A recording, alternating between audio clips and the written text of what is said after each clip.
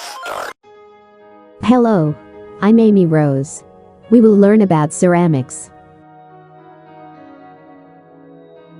A ceramic is any of the various hard, brittle, heat-resistant and corrosion-resistant materials made by shaping and then firing a non-metallic mineral, such as clay, at a high temperature. The word ceramic, which comes from the Greek keramos, whose original meaning was burnt earth. They are widely used in making dishes, crockery, flower pots, and roof and wall tiles. To talk about ceramic glaze, they are made of silica. This is used to make hard and transparent window glass too. Anything you throw could break the glass. This is an action. Why does it happen?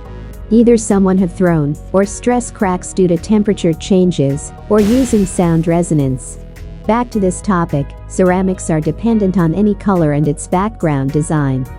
You may have noticed how a ceramic color are used for decorating porcelain, bone china, stoneware, tiles and glass applications. We use either latex, acrylic, or epoxy paint.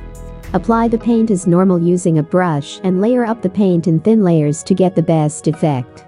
So, from the related topic you'll hear about pottery making, this is a quick review of ceramics. Like, comment, and subscribe now.